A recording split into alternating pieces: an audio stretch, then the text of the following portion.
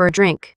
I felt that familiar prickle, but I pushed it down. No, Chloe, do not go there. He is just being friendly. She is just being friendly. Later, when we were driving home, I tentatively brought it up. Did you notice Sarah tonight? I tried to keep my voice light, casual.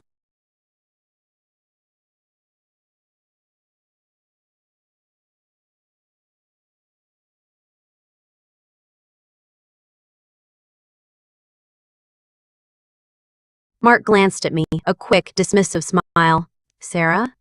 Yeah, is nice. Why? I hesitated, searching for the right words.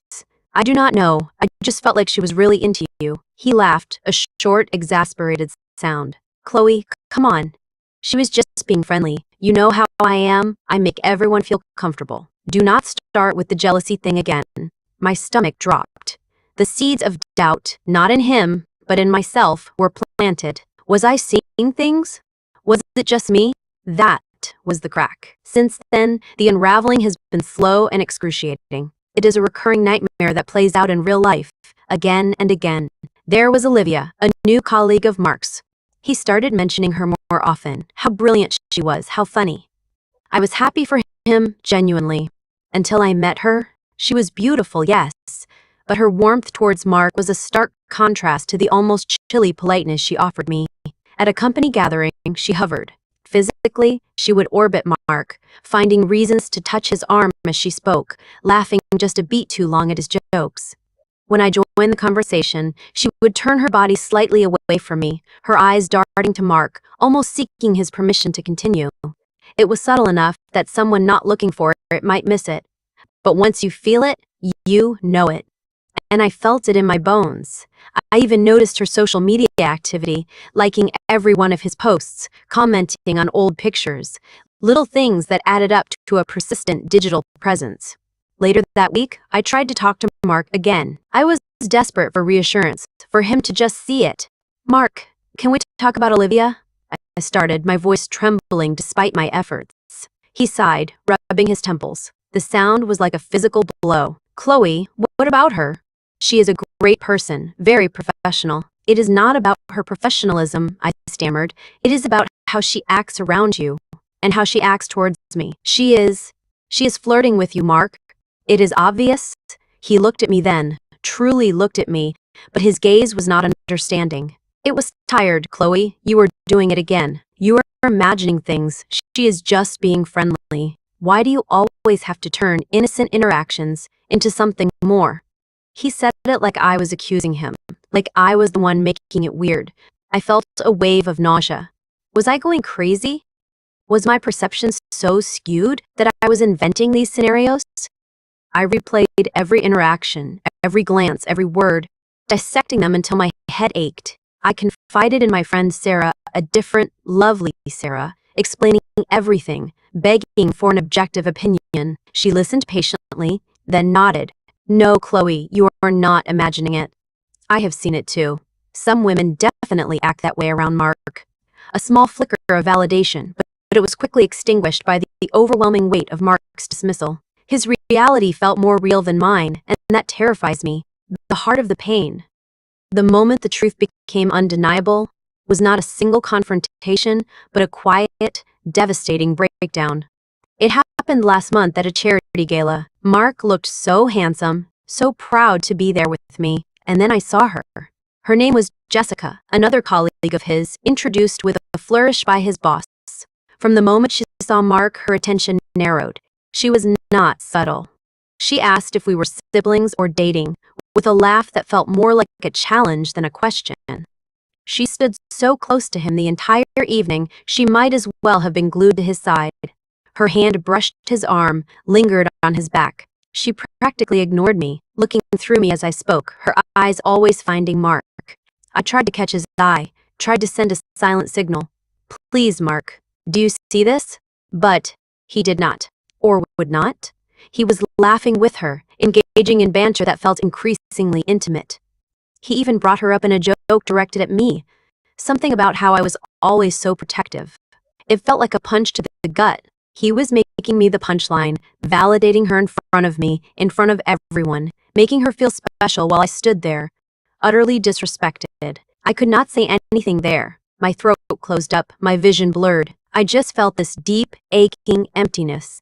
I excused myself, went to the ladies' room, and just leaned against the cold tile wall, trying to breathe. The tears came silently, hot and endless. It was not about the flirting anymore. It was about him, his refusal to see, his dismissal of my feelings, his preference to maintain a comfortable interaction with a stranger than to offer me even a moment of reassurance. It hurt more than anything has ever hurt before. When we got home, the silence in the car was thick with my unshed tears. I tried again, my voice raw. Mark, what was that tonight? How could you not see what Jessica was doing? And how could you joke about me like that? I was not angry, I was just heartbroken. I needed him to acknowledge it, to say something, anything. But he just sighed, rubbing his temples again. Chloe, please, it is late. She was just being friendly. You were overreacting. You always do this. It is exhausting, honestly. He got out of the car, went inside, and left me there, paralyzed. I sat for a long time, staring at nothing, feeling the cold seep into my bones. This was not a confrontation. It was a surrender, a quiet crumbling inside me. Now, I am just here, in the aftermath, sitting on my couch, laptop open, scrolling through forums, looking for answers. I feel utterly lost, disoriented. Am I actually crazy? Is my perception of reality so twisted by old insecurities that I am inventing malice where there is none? But the hurt is so real. The feeling of being ignored, dismissed, invalidated, that is real. It is like he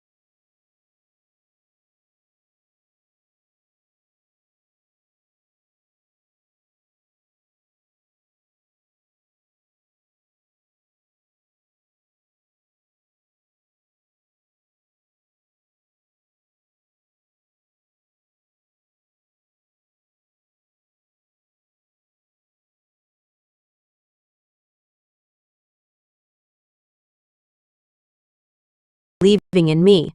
I do not want him to be rude, to make a scene. I just want him to see it, to acknowledge that it is happening and maybe, just maybe, subtly set a boundary. To prioritize my feelings, our relationship. But he does not. He just tells me I am jealous, that I am imagining it, and it makes me question everything. My sanity, our future, who he even is. What do I do now?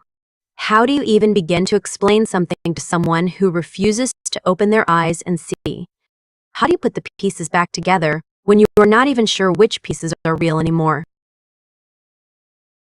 I do not know what is real anymore. I am Chloe, a 32-year-old graphic designer, and I thought I had a perfect life with Mark, my partner of 2 years. Now, every time I try to talk to him, it feels like I am screaming into a void, and the echo coming back tells me I am the problem.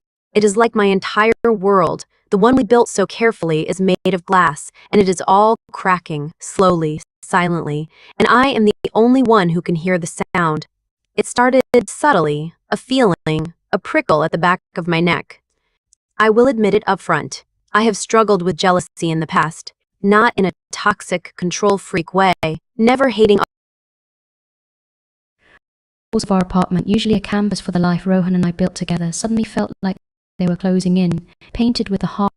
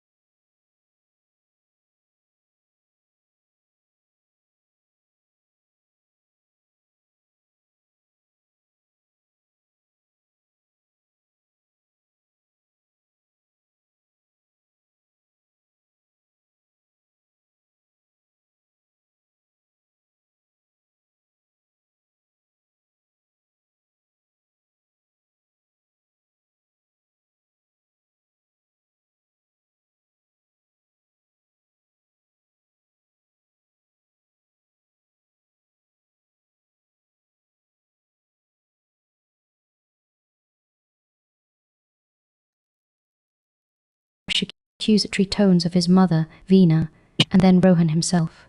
It was not a discussion. It was an ambush. I am Aisha Sharma, 35 years old, a marketing manager who prided herself on negotiating complex campaigns, yet here I was, paralyzed by two people I was supposed to trust. Reena's voice, usually a soft murmur of compliments, had taken on a chilling edge, echoing Rohan's earlier outbursts, but with a calculated venom that left me breathless. She needs to understand her place, Rohan, Veena had declared, her eyes fixed on me, devoid of warmth. And your parents accepted you, Aisha. It is their turn to make amends. This is a sentence to help alignment. For 5 years, Rohan and I had navigated a difficult path. Daddy! Daddy! Daddy! No.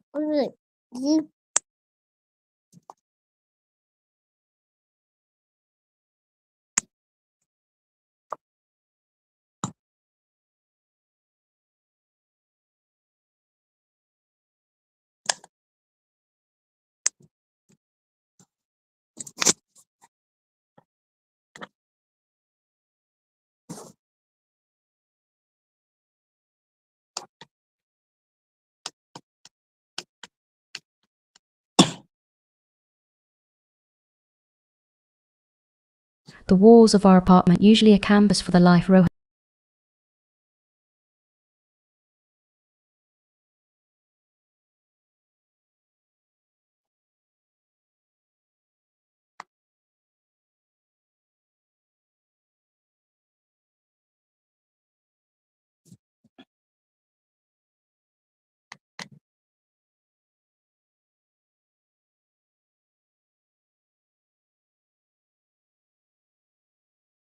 Phone rang, a shrill invasion in the quiet hum of my Friday evening. It was Chloe. Her name flashed on the screen, usually a jolt of warmth, but tonight, it hit me with a primal unease. Her voice, when I answered, was a ragged whisper, choked with something I could not quite decipher, but felt like absolute anguish.